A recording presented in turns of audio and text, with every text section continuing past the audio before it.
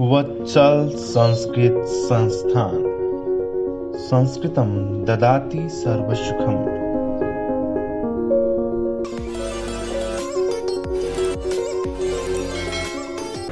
नमस्कार साथियों, राम राम, जय श्री कृष्णा। वत्सल संस्कृत संस्थान की ओर से रीट के सभी विद्यार्थियों के लिए रीट सहस्री के नाम से आपके जो संस्कृत के कुल 1000 प्रश्नों का एक विशिष्ट महत्वपूर्ण संकलन तैयार किया गया है, जो कि आपकी इन वीडियो के माध्यम से हम आप तक प्रेषित करेंगे। आप परीक्षा में विजयी हो, आप श्रेष्ठ अंक के साथ में अपनी सफलता सुनिश्चित करें, इसी आशीर्वचन को मैं अपना उद्देश्य बना करके आपके लिए हमेशा तैयार हूं। और उसी क्रम में मैं आपके लिए ये कुछ 1000 जो महत्वपूर्ण प्रश्न, मैंने आपको कहा कि इसके पश्चात आपको किसी भी प्रकार से अन्य कुछ भी पढ़ने की आवश्यकता नहीं है। जो ये प्रश्न है वो प्रश्न जैसे आपकी परीक्षा में पूछे जाते हैं उसी संदर्भ में मैंने बनाए हैं। जैसे संज्ञा प्रकरण से संबंधित जो प्रश्न हैं आपके, वो सीधे के सीधे पूछे जाते हैं। वहीं पे आपके संधि समास आदि जो है वो गद्यांश से पूछे जाते हैं। तो परीक्षा में प्रश्न पूछने का जो तरीका है उसी के आधार पर ही मैं आपको प्रत्येक जो प्रकरण है उस प्रकरण के प्रश्न आपके सामने प्रस्तुत करूंगा। आपको यदि ये वीडियो अच्छी लगे तो आप अवश्य लाइक, शेयर और सब्सक्राइब अपने इस चैनल को अवश्य करना। आइए तो हम प्रारंभ करते हैं। सबसे पहला प्रश्न आपके इस रीट सहस्री का प्रश्न है इति वर्णस्य उच्चारण स्थानम अस्ति। है वर्ण का उच्चारण स्थान है। हमने उच्चारण स्थान पढ़े, उस उच्चारण स्थान में बताओ है का उच्चारण स्थान क्या है इति वर्ण से। हाँ, अकुह विसर्जनीया नाम कंठ है, तो है का उच्चारण स्थान क्या हो गया आपका? कंठ। समझ रहे हैं? देखो, उच्चारण स्थान से संबंधित पूछने का तरीका उसका प्रश्नों में ऐसा होगा, वो यहाँ पे ऐसे लिखेगा है इति वर्ण से उच्चारण स्थानम है इति, और है के स्थान पे दे दिया मान लो जैसे ई, तो ई इति वर्ण से उच्चारण स्थान क्या होगा? तालु, इचु स्थानम तालु। यहाँ अस्ति और नास्ति, देखो परीक्षा में बस ये आप अवश्य ध्यान दें। कभी कभी क्या करता है वो, जब भी आपको ऐसे प्रश्न पूछता है तो एक जो है वर्ण है वो उससे भिन्न दे देगा और 3 आपके उस समूह में अलग देता है, तो ये भी आप विशेष तौर पे ध्यान दें। आओ हमारा दूसरा प्रश्न है। देखिए दूसरा प्रश्न है माहेश सूत्रेषु कस्य वर्णस्य द्विवारम आवृत्ति भवति। हाँ, मैंने आपको कक्षा में भी बताया था।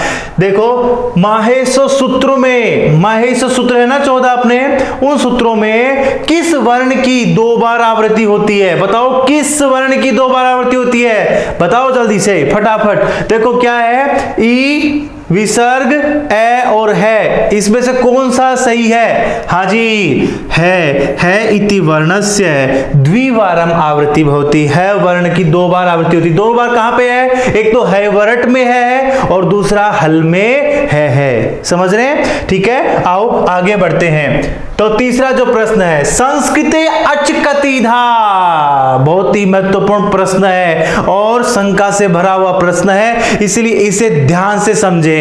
इससे संबंधित 3 प्रश्न और अलग से भी हैं, वो भी आप समझे। देखो परीक्षा में वो यदि आपको ये पूछ ले कि अच कतिधा, अच कितने हैं, तो हमें ये तो पता आज किसको कहते हैं? स्वर को कहते हैं। और हम यदि ये सोचें कि स्वर तो कितने हैं, स्वर तो हमारे होते हैं भाई अपने स्वर तो 21 या 22 होते हैं, तो इसका उत्तर या तो 21 दे रखा है क्या 21 हो जाए? नहीं, ऐसा नहीं करना। यदि वो परीक्षा में आपको अच लिख करके दे रहा है तो अच यहां प्रत्याहार से संबंधित है, तो उस अच प्रत्याहार में जो माहेश्वर सूत्रों में स्वर है वही आपको लिखने हैं। माहेश्वर सूत्र में कुल कितने हैं? ए ई उ, ठीक है, री री ए ओ आई और औ, कुल कितने हो गए आपके? 9। तो इसका उत्तर होगा 9। कितना होगा 9। समझ रहे? यदि वो यहां पे ये भी लिख देता कि संस्कृते माहेश्वर सूत्रेषु कति स्वरः सन्ति, माहेश्वर सूत्रों में कितने स्वर हैं, उसका ये प्रश्न होता तो भी इसका उत्तर क्या होता, यही 9 होते। समझ रहे? और प्रश्न ये हो जाए संस्कृते कति ही स्वरः, संस्कृत में कुल कितने स्वर हैं, तो वहां पे आपको 21 यदि ऑप्शन में दिया है तो 21 ही बताना है। देखो पूछने का तरीका वही है, प्रश्न वही है, लेकिन उसके पूछने के ढंग से कारण से जो अलग अलग इसका अर्थ हमें उत्तर हमें प्राप्त हुए। तो अच कतिधा, अच कितने हैं 9, माहेषु सूत्रेषु स्वरः कतिधा 9, और वैसे संस्कृत स्वरः कतिधा, संस्कृत में स्वर कितने हैं, तो आप क्या कहेंगे, संस्कृत में स्वर है 21 या फिर 22। समझ रहे हैं? तो ये है वो आपका प्रश्न। अब देखो अगला प्रश्न, माहेश्वर सूत्रेषु कति इत संज्ञकः वर्णाः सन्ति, माहेश्वर सूत्रों में कुल कितने इत संज्ञक वर्ण हैं, याद करो फटाफट। माहेश्वर सूत्र कितने हैं, माहेश्वर सूत्र हमारे हैं 14। ठीक है, वहां हमने देखा था कि प्रत्येक वर्ग का जो अंतिम वर्ण है वो इत संज्ञक वर्ण है। क्या है वो, इत संज्ञक वर्ण है। और लण जो हमारा छठा माहेश्वर सूत्र है, उस छठे माहेश्वर सूत्र में भी जो लय में ए है उसकी भी इस संज्ञा होती है। इस तरह से कुल 14 और 1 15, तो इसका उत्तर क्या होगा आपका 15। माहेश्वर सूत्रेषु कति संज्ञका वर्णा। देखो परीक्षा में इससे संबंधित जो प्रश्न है वो पूछे जा सकते हैं, और मैं आपके सामने ऐसे महत्वपूर्ण सभी प्रश्न आपके सामने लेके आऊंगा जिससे आप अपनी सफलता परीक्षा में सुनिश्चित कर सकें। ठीक है, आप मेरी इस मेहनत को आप किस तरीके से बढ़ा सकते हैं और मुझे किस तरीके से प्रोत्साहित कर सकते हैं, आप इस चैनल को, जो वत्सल संस्कृत संस्थान का आपका जो चैनल है, इस चैनल को आप लाइक कीजिए, सब्सक्राइब कीजिए और शेयर कीजिए। ठीक है, आइए आगे देखते हैं। अगला जो है हमारा आपका वररुचि इति कस्य अपरम नाम है। वररुचि यह किसका दूसरा नाम है। एक हमारे ऐसे ऋषि हैं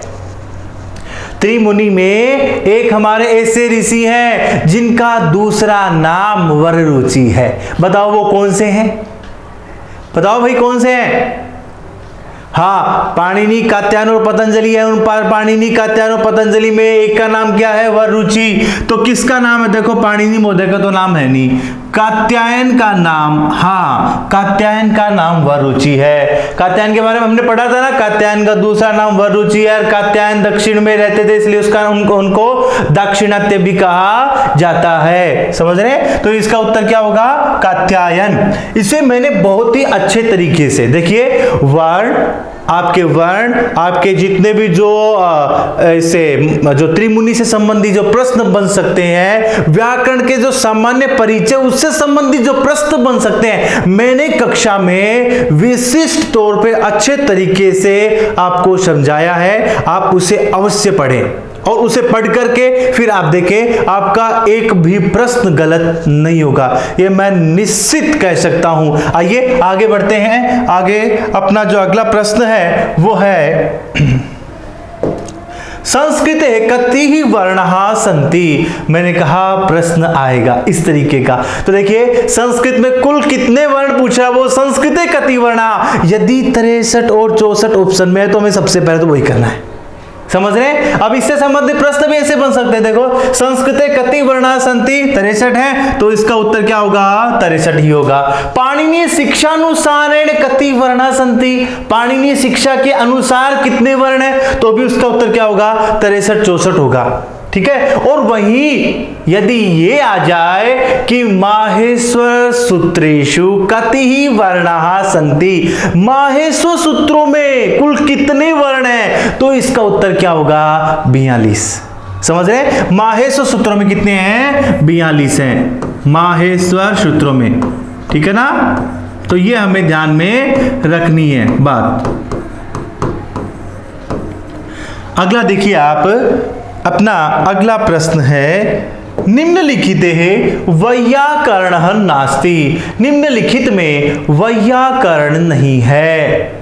नास्ति लिखा है, देखिए आप क्या लिखा है, नास्ति। तो बताओ निम्नलिखित में से वैयाकरण कौन से नहीं है। पहली प्रथम कक्षा, अपने प्रथम कक्षा में ही मैंने आपको बता दिया था। देखो आपको निश्चित जो आपके जो वैयाकरण है और वैयाकरण के जो ग्रंथ हैं दोनों, यानी वैयाकरण मतलब व्याकरण को लिखने वाले, व्याकरण के ज्ञाता, ठीक है, और उनके ग्रंथ, जैसे पाणिनि के अष्टाध्यायी, ठीक है, कात्यायन के वार्तिक, और वैसे ही आपके पतंजलि का महाभाष्य, ऐसे जो हमने और भी आपको बताए हैं उसमें, वो आप विशिष्ट तौर पर ध्यान रखना, वो उससे संबंधी परीक्षा में प्रश्न अवश्य पूछा जाएगा। तो आओ देखो, निम्नलिखित वैयाकरण नास्ति, इनमें से कोई एक है जो वैयाकरण नहीं है, यानी व्याकरण के ज्ञाता नहीं है, कोई दूसरा होगा, साहित्य संबंधित होगा। तो आप देखते हैं वरदराज जी, हाँ वरदराज जी तो हैं, वरदराज जी है ना, क्योंकि वरदराज जी ने लघु सिद्धांत कौमुदी लिखी थी। पाणिनि महोदय ने आपकी अष्टाध्यायी लिखी थी, ठीक है, और भट्टोजी दीक्षित इन्होंने सिद्धांत कौमुदी लिखी थी। तो कालिदास ने आपकी क्या नहीं, कुछ भी नहीं लिखा। कालिदास ने नाटक लिखे थे, कालिदास ने आपके काव्य लिखे थे। ये कवि है ना कि वैयाकरण, ये क्या है, कवि, समझ रहे हैं, वैयाकरण नहीं है। इसीलिए इसका उत्तर क्या होगा, कालिदास। क्या उत्तर होगा इसका, कालिदास। ठीक है, आओ आगे देखिए, अगला प्रश्न अपना, र प्रत्याहारे वर्ण आगच्छन्ति, र प्रत्याहार में वर्ण आते हैं। बताओ र प्रत्याहार में कौन कौन से वर्ण आते हैं। देखिए पहला है ए और रे, क्या ये है, नहीं, र एक प्रत्याहार है, और ये हमने प्रत्याहार में जाना था कि इस र प्रत्याहार में दो वर्ण आते हैं, एक तो है र और दूसरा है ले। तो इसका उत्तर क्या होगा, र और ले। देखो परीक्षा में इस तरीके के आपको थोड़ा सा शंका में डालने के लिए इसे दे देगा, जैसे र तो र ए ले, है ना, ये देखो र ले ए, ये ए आपका संज्ञक वर्ण है, समझ रहे, ध्यान रखना ना। तो इसमें उत्तर क्या आएगा, र और ले। आइए आगे बढ़ते हैं, अपना अगला है, व्याक्रियन्ते व्युत्पाद्यन्ते शब्दा अनेन इति, किसकी परिभाषा है, हाँ व्याकरण की परिभाषा है। व्याक्रियन्ते व्युत्पाद्यन्ते शब्दा अनेन इति व्याकरणम, समझ रहे हैं, हाँ। तो ये इसका उत्तर क्या होगा अपना, व्याकरण। ठीक है, अगला देखिए, इससे संबंधित और भी व्याकरण से संबंधित तीन परिभाषाएं मैंने आपको बताई थी, तीनों ही महत्वपूर्ण है, याद रख लेना। ठीक है, हाँ, किसने जो प्रथमे ही विद्वांसो, वो आपके किसने कही थी, व्याकरण है प्रथमो ही विद्वांसो व्याकरण वाली, वो आपके आनंदवर्धन ने कही थी। मैंने उसमें स्वीट महोदय ने क्या कहा, वो आप देख लेना ये परीक्षा में, क्योंकि आपकी क्या शिक्षण विधियां भी है, इसलिए आप उन तीनों जो अपनी परिभाषा है उसे विशिष्ट तौर पे याद रख लेना। अगला है अपना प्रश्न, प्रत्याहार सूत्राणि कतिधा, प्रत्याहार सूत्र। देखो ये प्रश्न शंका से भरा है, यदि आप इसे किसी तरीके से नहीं देखेंगे तो परीक्षा में गलत हो सकता है। मैं इसे आपके सामने प्रस्तुत कर रहा हूं, उसका कारण है प्रत्याहार और सूत्राणि। देखिए प्रत्याहार कितने हैं, तो हमारा उत्तर होगा 44, लेकिन प्रत्याहार सूत्र, शिव सूत्र जालम, प्रत्याहार सूत्र माहेश्वर सूत्र, समझ रहे हैं। तो प्रत्याहार सूत्र यानी माहेश्वर सूत्र कितने हैं, प्रत्याहार जिनसे बनते हैं वो होते हैं प्रत्याहार सूत्र, यानी माहेश्वर सूत्र का ही दूसरा नाम है। अक्षर संभावनाएं, वर्ण संभावनाएं, माहेश्वर सूत्र, शिव सूत्र जालम, प्रत्याहार, ये सभी अपने माहेश्वर सूत्रों के नाम है। कितने होते हैं, 14, समझ गए, हाँ। तो ये है, अगला देखिए अपना, जीवा मूलम अस्ति। इस तरीके के विशिष्ट श्रेष्ठ प्रश्न यदि प्राप्त करने हैं और उसे प्राप्त करने के लिए मुझे प्रोत्साहित करना है, तो आप इस चैनल को लाइक शेयर और सब्सक्राइब अवश्य करना। ठीक है, हाँ आओ आगे बढ़ते हैं। देखिए जिह्वा मूलम अस्ति, जिह्वा मूल है, महत्वपूर्ण प्रश्न है। क्यों महत्वपूर्ण, क्यों भाई? क्योंकि देखिए मैंने आपको पहले भी बताया था, जब मैं आपको इसके बारे में बता रहा था, मैंने कहा था कि ये एक शंका पैदा करेगा। और वो शंका कैसी शंका? वो शंका ये है कि जिह्वा मूल और जिह्वा मूली है आपके दो, ठीक है, वहां व्याकरण में दो हैं, जिसमें एक तो उच्चारण स्थान है और एक आपका क्या है? वर्ण है। तो यहां वो क्या है? जिह्वा मूल क्या है? देखो जिह्वा मूल एक उच्चारण स्थान है। जिह्वा मूल एक क्या है? उच्चारण स्थान। और वहीं जिह्वा मूल्य, जिह्वा मूल्य, ये जिह्वा मूल्य क्या है भाई? जिह्वा मूल्य एक व्यंजन है। जिह्वा मूल्य क्या है? एक व्यंजन है। समझ रहे हैं? हाँ, अगला देखिए अपना प्रश्न। उपधमानीय अस्ति, उपधमानीय है। अब बताओ उपधमानीय क्या है? देखिए उपधमानीय हमने इसे व्यंजन में पढ़ा था। अब परीक्षा में प्रश्न देखो, वर्ण भी है, व्यंजन भी है और प्रयत्न भी है और उच्चारण स्थान भी है। उपधमानीय क्या है? व्यंजन है। सर व्यंजन वर्ण भी तो होता है, वर्ण होता है, मैंने कब मना किया? लेकिन यदि वो आपको ऑप्शन में ही स्वर और व्यंजन भी दे रहा हो तो फिर वो स्वर और व्यंजन आएंगे। यानी जो अंतिम निष्कर्ष, अंतिम लक्ष्य, अंतिम उद्देश्य जहां लिखा हुआ हो तो हमें वही लिखना है। वर्ण को भी जब हम दो भागों में बांटते हैं तो एक तो होता है स्वर और एक होता है व्यंजन, तो हमें वहां यदि ऑप्शन में दिए हुए तो हम व्यंजन ही कहेंगे। समझ रहे ना? हाँ, तो आओ आगे बढ़ते हैं। अपना अगला है कादयो मावशानहा संति। कादयो मावशानहा संति। देखो इस प्रश्न से संबंधित मैंने आपको पहले भी बताया परीक्षा उस समय पे जब मैं आपको कक्षा में पढ़ा रहा था, और अभी भी मैं आपको कहूंगा। देखो कादयो मावशाना, कैसे लेकर के मैं तक के वर्ण, ये इसकी परिभाषा है। सीधे तौर पे आपके यदि परीक्षा में दिखे कादयो मावशाना, फिर सोचोगे क्या था? कादयो मावशाना कैसे लेकर के मैं तक के वर्ण क्या होते हैं वो बताना है। कादयो मावशाना स्पर्शः, कादयो मावशाना स्पर्शा, ठीक है। और अंतस्थ स्वरः ऊष्मः, ये आपको सब अलग से पता। अंतस्थ में कौन से आते हैं? य व र ल ऊष्म, और आपके ऊष्म वर्णों में स स स है, और स्वर में ऐसे लेकर के आपके हाँ वही ओ औ, ठीक है। स्पर्श में क से लेकर के मैं तक के कितने वर्ण? कुल 25 वर्ण। अगला अपना प्रश्न है उपदेशः इति शब्दस्य अर्थो अस्ति। यहाँ पे ओ है इसलिए इसका क्या हो जाए? अवग्रह हो जाता है, ठीक है, लिखने में थोड़ा सा है। तो उपदेश है इति शब्द, उपदेश शब्द का अर्थ है, यदि हमें यह पता नहीं हो कि उपदेश व्याकरण के संबंध में इसे क्या कहा जाता है तो हम इसका उत्तर लिख दें उपदेश। अच्छा हमारे गुरुजी उपदेश ही तो देते थे, हैं? तो लिख दोगे हाँ गुरु के मुख से निकले हुए उपदेश। क्यों? नहीं, गलत हो जाएगा, ऐसे नहीं करना है। गुरु मुखम ये नहीं होगा, ठीक है। वेद कथन भी नहीं उपदेश, तो फिर उपदेश क्या है? उपदेश है आद्योच्चारणम।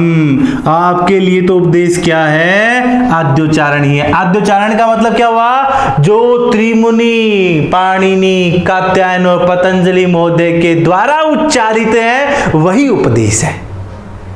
वही क्या है? उपदेश है। तो उपदेश है आद्योच्चारणम। समझ रहे हैं? हाँ, तो ये अपना प्रश्न है, महत्वपूर्ण प्रश्न, इसे ध्यान रखना। अगला प्रश्न है के अंतस्थः, अंतस्थ वर्ण कौन कौन से हैं? देखो ये सीटेट में पूछा भी जा चुका है, ठीक है, आपको भी पूछ सकता है, इसीलिए अंतस्थ वर्णों का क्रम हमें अवश्य याद रखना है और उसे भी चारों का क्रम हमें देखना है। ऐसा नहीं जल्दबाजी में कर लो, जैसे यरालव है, अच्छा यरालव, हाँ अरे हिंदी में होते यरालव है, संस्कृत में यरालव नहीं होते, ठीक है, ये गलत है। तो संस्कृत में क्या होंगे? यवरल या यवलर, य व र और ल, यही शुद्ध है। संस्कृत में अंतस्थ वर्णों का क्रम होता है य व र ल। यण प्रत्याहार, कौन सा प्रत्याहार? यण प्रत्याहार। ह य व र ट, समझ रहे हैं? हाँ, तो वहीं से य व र और ले लिया गया है, ठीक है। हाँ, के अंतस्थ हो गया अपना। अगला है उदित वर्णः कतिधा। बहुत ही महत्वपूर्ण प्रश्न है। सर कैसे महत्वपूर्ण है? क्योंकि आपको मैं बार बार कहता हूं, कुचू टू तू पू, जहां पर किसी भी वर्ग के पहले अक्षर के नीचे छोटे ऊ की मात्रा लगी हुई हो तो वो उस वर्ग के बारे में बताता है। क्या बताता है? उस वर्ग के बारे में बताता है, और वही क्या है? उदित है। समझ रहे हैं? तो उदित वर्णः कतिधा। उदित वर्ण कितने हैं? तो कितने वर्ग हो गए हमारे? 5 वर्ग हो गए ना। कुचु टुतपु, 5 में कितने वर्ण है? कितने वर्ण है? 5, प्रत्येक में 5 है, तो 5 25। कुल कितने हो गए अपने? 25। ये जो स्पर्श वर्ण है, ये स्पर्श वर्ण ही क्या है? आपके उदित हैं। समझ रहे हैं? अब देखो, मैंने एक अपने झारखंड की शायद परीक्षा थी, उसमें यहां वर्गा लिखा हुआ देखा, और मुझे बहुत ही गजब का प्रश्न लगा। क्यों? क्योंकि जल्दबाजी में गलत हो जाता है। इसलिए तो मैं आपको बार बार कहता हूं कि आप प्रश्न पत्र को अच्छे से पढ़े। सावधानी हटी, दुर्घटना घटी। समझ रहे हैं? इसलिए विशेष तौर पे आपको ये ध्यान रखना है कि आप प्रश्न को अवश्य 2 बार पढ़ें, क्योंकि पहली बार हो सकता है आखिरी धोखा खा जाएं, लेकिन आप यदि फिर से पढ़ेंगे निश्चित तौर पे समझ में आएगा। देखो, यहाँ पे वर्गा होता तो इसका उत्तर क्या होता? उदित वर्ग 5 है। उदित वर्ग क वर्ग, च वर्ग, ट वर्ग, त वर्ग और प वर्ग। तो वर्ग तो कितने हैं? 5 है। और वर्ण कितने हैं आपके? 25 है। समझ रहे हैं? तो वर्गा कितने हैं आपके? 5, और वर्ण कितने हैं आपके? 25। तो इस बात का विशेष ध्यान रखना। अगला, वृद्धि कतिधा। वृद्धि कितनी होती है? देखो, मैंने आपको जब अभी संज्ञा में आपको पढ़ा रहा था, विशिष्ट संज्ञाएं जो पढ़ा रहा था, उसमें भी मैंने आपको बताया है वृद्धि रादेच एक सूत्र है जो वृद्धि संज्ञा करता है, और वो हमें कहता है कि वृद्धि होती है आ, आई, औ। यानी वृद्धि कितनी होती है? 3 होती है। कौन कौन सी? आ, आई और औ। आ, आई और औ कितने हो गए? 3। तो इसका उत्तर क्या होगा आपका? 3। समझ रहे हैं? और यदि यहाँ पे होता गुण कतिधा, गुण कितने होते हैं? तो भी उत्तर क्या होता? 3। गुण कौन कौन से होते हैं? ए और ओ। ठीक है, समझ रहे हैं? आओ आगे बढ़ते हैं। अगला अपना बाह्य प्रयत्न कतिधा। बाह्य प्रयत्न कितने होते हैं? बताओ, बाह्य प्रयत्न कितने होते हैं? अभ्यंतर प्रयत्न परीक्षा में पूछ लिया, बाह्य प्रयत्न इस बार पूछेगा भाई। पहले भी पूछ चुका एक बार, ऐसा नहीं है। आओ देखते हैं बाह्य प्रयत्न कतिधा। बाह्य प्रयत्न कितने होते हैं? 11। कौन कौन से?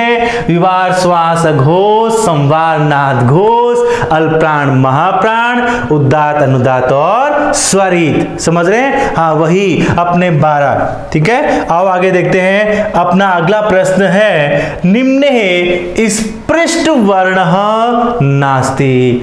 निम्न में से एक ऐसा वर्ण है जो क्या नहीं है? स्पृष्ट वर्ण नहीं है। अब स्पृष्ट क्या है मैं नहीं बताने वाला बार बार में, अभी तो प्रश्न आपके पीछे इससे दिया हुआ है। स्पृष्ट वर्ण, स्पर्श वर्णों को ही आप स्पर्श वर्णों का ही आभ्यंतर प्रयत्न होता है स्पृष्ट। समझ गए? तो स्पृष्ट इनमें से एक नहीं है। कौन सा नहीं है? देखो, ग कैसे लेकर के मैं तक होते हैं ना, काद्योमा उषाना स्पृष्टा। हाँ, तो क ग और न ये दोनों भी वर्ग में आते हैं, च भी वर्ग में आता है, ए इस वर्ग में नहीं आता। तो इसलिए इसका उत्तर क्या होगा? ए।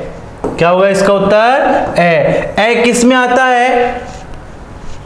जिसमें सभी स्वर आते हैं, जिसमें सभी स्वर आते हैं। कौन से है मैं नहीं बताने वाला, याद रखा करो। विवृत। ठीक है, आओ आगे देखते हैं। अगला है अपना, निम्न संयोग संज्ञक पदम नास्ति। निम्न में से संयोग संज्ञक पद नहीं है। बहुत खोल खोल के समझाया है आपको किसे संयोग कहते हैं। खोल खोल के बताया आपको, हर एक चीज अलग अलग करके टुकड़ों में करके फिर आपको समझाया है। तो यहां बताओ मुझे संयोग संज्ञा पद कौन सा है? हाँ, जब दो व्यंजन वर्ण लगातार आ रहे हो, मध्य में कोई स्वर नहीं हो, और उस शब्द को क्या कहते हैं हम? संयोग संज्ञक पद कहते हैं। समझ रहे हैं? तो देखो कर्ण में क के बाद में क्या आ रहा है? रे के बाद में आ रहा है अणे के बाद में आ रहा है ए, यही है ना कर्ण है। तो ये तो क्या हो गया आपका संयोग संज्ञक हो गया। प्रत्येक में भी देखो तय के तुरंत बाद में ये आ रहा है ना। और अर्चनम में भी ए के तुरंत बाद में रे के बाद में क्या आ रहा है? च आ रहा है, तो ये भी नहीं है। और अब देखो लवण में, अब देखो यहाँ पे ल में ए के बाद में व में ए के बाद में अणे में ए और फिर मैं। किसी में भी ऐसे वर्ण इसमें नहीं है जिससे हमें यूं लगता हो कि यहां लगातार दो व्यंजन वर्ण हो, इसलिए इसका उत्तर होगा ये संयोग संज्ञक नहीं है। तो इसका उत्तर क्या होगा? बै। ठीक है, अगला प्रश्न अपना, निम्न है पद संज्ञक पदम नास्ति। निम्न में से पद संज्ञक वर्ण पद नहीं है, बताओ कौन सा पद संज्ञक वर्ण नहीं है? पद संज्ञाएं किसकी होती है? सुबंतम तिगंतम च पद संज्ञम से, सुबादि प्रत्यय और दिबादि प्रत्यय जिसमें लगे हुए हो। देखो गुरु प्रथमा के एक वचन में गुरु बनता है, ठीक है। लवणम बना हुआ है, पठती भी बनता है, पट धातु के लट लगा एक वचन में, ठीक है। अर्च एक धातु है, इसमें तिप आदि प्रत्यय नहीं जुड़े, इसीलिए इसका उत्तर क्या होगा? द। समझ गए? हाँ, अगला अपना प्रश्न है, मुख नासिका वचनो संज्ञा स्यात् संज्ञा भवति। मुख नासिका वचनो नु नासिक है। बहुत सरल प्रश्न है, बहुत ही सरल है, लेकिन नहीं देखा हुआ है तो गलत हो जाता है। इसलिए मुख नासिका वचनो अनुनासिक है या अनुनासिक है, यह भी ध्यान रख लेना है, ठीक है, क्योंकि ऐसे गलत हो जाएगा। मुख नासिका वचनो नु अनुनासिक, ठीक है। और यदि केवल मुख से बोले जाते हो तो वो क्या होंगे? अनुनासिक होंगे। इसलिए इसका उत्तर क्या है? अनुनासिक। हाँ, अगला प्रश्न है, अंत्यादल पूर्वो वर्ण है संज्ञा स्यात्। अंतिम वर्ण से पूर्व वाले वर्ण की होती है, कौन सी संज्ञा होती है? हमने इसे संज्ञाओं में पढ़ा है, बताओ मुझे कौन सी होती है? मैं आपको खूब अच्छे से समझाया मैंने। देखो, हाँ, इसमें अलो अंत्याद पूर्व उपधा, अंतिम वर्ण से पहले वाले वर्ण की क्या होती है? उपधा संज्ञा होती है। वर्णानाम अति सहित सन्निधि संज्ञा स्यात्। वर्णों की अत्यंत निकटता, उसकी कौन सी संज्ञा होती है? बताओ मुझे कौन सी होती है? वर्णानाम अति सहित है, हाँ, परः सन्निकर्ष है संहिता। संधि इसी से तो होंगे ना, वर्णों की अत्यंत निकटता होगी तभी संधि होगी, और संधि कहाँ होगी? जहां संहिता होगी। संहिता और संधि दोनों पर्याय हैं, ठीक है। तो अपना अगला प्रश्न अपना, उपदेशे अंत्यम हलः संज्ञम स्यात्। उपदेश अवस्था में जो अंतिम हल है उसकी क्या होती है? कौन सी संज्ञा होती है? हलंत्यम एक सूत्र है जो इच संज्ञाओं में आता है। इस संज्ञा विधायक सूत्र है ना हमारे 6, उनमें से पहला है हलंत्यम। उस हलंत्यम में ही है, हलंत्यम हल पदों की जो अंतिम हल है उसकी क्या करता है? इच संज्ञा करता है, ठीक है। तो इसका उत्तर क्या होगा? इत। अच्छा, कितने हैं इच संज्ञा? 6। अगला प्रश्न है, व्याकरण सिद्धांत कौमुदी ग्रंथ से रचयिता के। व्याकरण सिद्धांत कौमुदी ग्रंथ के रचयिता हैं। देखो, एक तो लघु सिद्धांत कौमुदी, एक है सिद्धांत कौमुदी। सिद्धांत से पहले व्याकरण शब्द भी जोड़ दिया जाता है। अधिकांश से आपको केवल सिद्धांत कौमुदी लिखी हुई मिलती है, लेकिन व्याकरण सिद्धांत कौमुदी भी वही है, अलग नहीं है। कहीं आप ये सोचोगे अलग है, ठीक है। तो सिद्धांत कौमुदी की रचना किसने की थी? भट्टोजी दीक्षित ने की थी। और लघु सिद्धांत कौमुदी किसने की थी? वरदराजी ने की थी। महाभाष्य किसने की थी? पतंजलि ने की थी। पाणिनि ने किसकी की थी? अष्टाध्यायी की। समझ रहे हैं? हाँ, तो हमारा इसका उत्तर क्या होगा? भट्टोजी दीक्षित। महाभाष्य ग्रंथ से रचिता है, मेरी दृष्टि से तो अत्यंत सरल है। क्योंकि मैं जानता हूं कि इसके बारे में आपने खूब अच्छे से पढ़ा है। तो महाभाष्य ग्रंथ के रचयिता कौन है? त्रिमुनि में से ही हमारे पतंजलि। कौन से हैं? पतंजलि। तो इसका उत्तर क्या होगा हमारा? पतंजलि।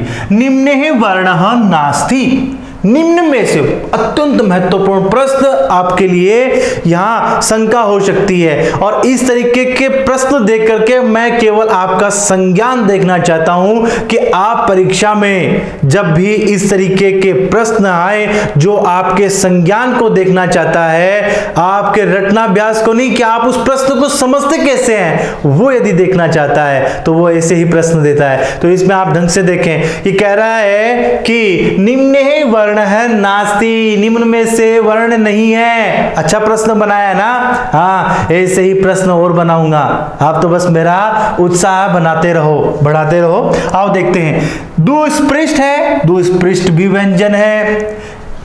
जिह्वामूलम व्यंजन है या फिर क्या है? जिह्वामूलम एक उच्चारण स्थान है, जिह्वामूलीय व्यंजन है। जिह्वामूलीय व्यंजन है, जिह्वामूलम क्या है? उच्चारण स्थान है। इसलिए इसका उत्तर क्या होगा?